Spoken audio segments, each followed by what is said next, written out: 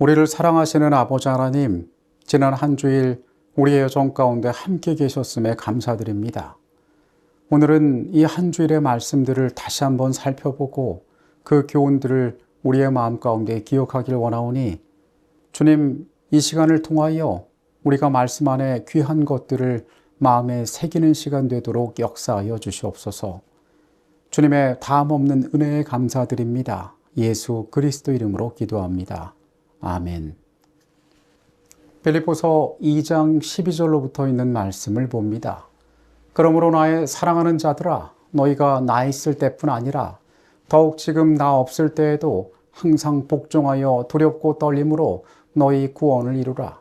너희 안에서 행하시는 이는 하나님이시니 자기의 기쁘신 뜻을 위하여 너희에게 소원을 두고 행하게 하시나니 모든 일을 원망과 시비가 없이 하라.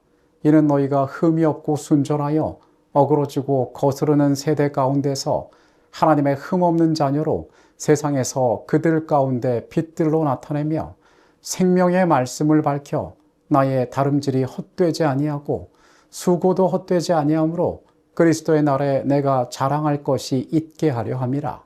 만일 너희 믿음의 재물과 섬김 위에 내가 나를 전제로 드릴지라도 나는 기뻐하고 너희 무리와 함께 기뻐하리니 이와 같이 너희도 기뻐하고 나와 함께 기뻐하라. 바울은 빌립보서 2장의 말씀 가운데 구원받은 자들이 빛의 자녀로 살아가야 함을 강조하고 있습니다.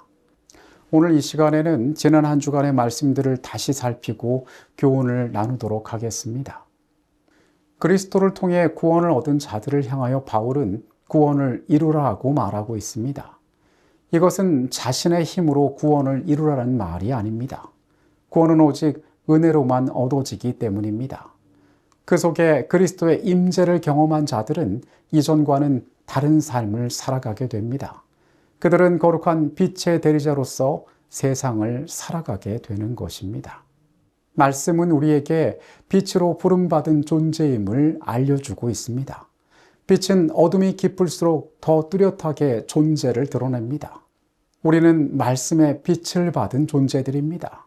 빛은 그 순수함을 유지해야 합니다. 우리는 세상이 아닌 그리스도를 본받아 세상을 비치는 존재가 되어야 하는 것입니다. 바울은 자신을 전제로 부어지는 제사라고 표현했습니다. 전제는 우리가 나눈 것처럼 단독으로 드려지는 제사가 아닙니다. 그것은 희생제물 위에 부가적으로 부어지는 제사를 의미합니다. 그는 사나 죽으나 그리스도를 섬기겠다라고 고백했습니다.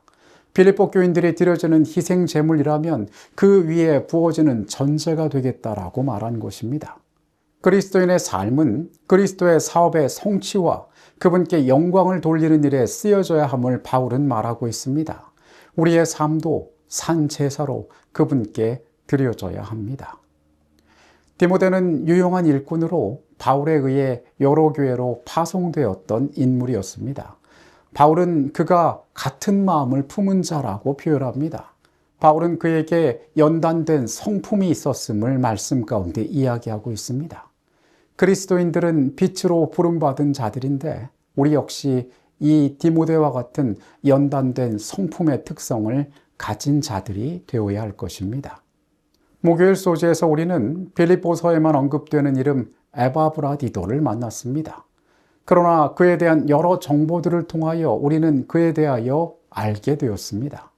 그가 부한자나 명예를 가졌거나 학식이 높은 자라는 기록은 성경에 등장하지 않습니다. 그러나 말씀은 이 사람이 예수의 모본을 따르는 희생정신을 가진 인물이었음을 우리에게 이야기합니다. 바울은 에바브라디도를 말하면서 교회를 향하여 이런 자를 존귀히 여기라라고 이야기하고 있습니다. 말씀 가운데에서 하늘이 존귀히 여기는 자가 이런 자임을 우리는 발견하게 되었습니다. 오늘 우리 역시 이러한 존귀함을 소망하는 자들이 되어야 할 것입니다. 그리스도께 가장 가까이 서는 사람은 이 땅에서 그리스도의 자기 희생적 사랑, 곧 자랑하지 아니하며 교만하지 아니하며 자기의 유익을 구치 아니하며 성내지 아니하며 악한 것을 생각하지 아니하는 사랑, 마치 우리 주님을 움직이게 한 것처럼 제자들을 움직여 인류의 구원을 위해 모든 것을 주고 살며 수고하고 죽기까지 희생하게 한 사람의 정신을 가장 깊이 받아들인 자들이 될 것이다. 이 정신은 바울의 삶에 나타났다. 바울은 내게 사는 것이 그리스도라고 말한 것은 그의 삶이 그리스도를 사람들에게 나타내며 죽는 것도 유익한 것은 그 죽음이 그리스도의 은혜의 능력을 나타내고 영혼들을 그분에게로 모을 것이기 때문이었다. 바울은 살든지 죽든지 내 몸에서 그리스도가 존귀하게 될 것이라고 말했다. 모든 영혼에게 시험이 닥칠 때가 멀지 않았다. 짐승의 표가 우리에게 강요될 것이다. 세상의 요구에 한 걸음 두 걸음 양보하고 세상의 관습에 순응해 온 자들은 조롱과 모욕, 위협적인 투옥과 죽음을 당하기보다는 그 권세 앞에 굴복하는 것이 어렵지 않은 일이라고 할 것이다. 수많은 거짓된 신자들이 참된 형제들과 구별될 때 숨어있던 자들이 나타나서 호산나를 외치며 그리스도의 깃발 아래 참여할 것이다. 소심하고 자신감이 없었던 자들이 그리스도와 그분의 진리를 공개적으로 선포할 것이다. 교회에서 가장 약하고 주저하던 자들이 다윗과 같이 자원하는 마음으로 담대히 나설 것이다. 하나님의 백성에게 밤이 깊어지면 깊어질수록 별들은 더욱 빛날 것이다. 사탄은 충성된 자들을 몹시 괴롭힐 것이지만 그들은 예수님의 이름으로 대적을 넉넉히 이길 것이다.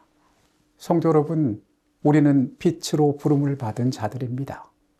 우리는 그 빛에 합당한 모습으로 이 땅에서 열매를 맺으며 사명을 감당하며 살아가야 하는 존재입니다. 우리의 빛은 하늘로부터 온 것입니다. 우리 스스로 빛나지 않는 존재들입니다. 예수께서 우리의 구원을 이루셨음을, 우리를 살게 하셨음을 우리는 언제나 기억해야 합니다.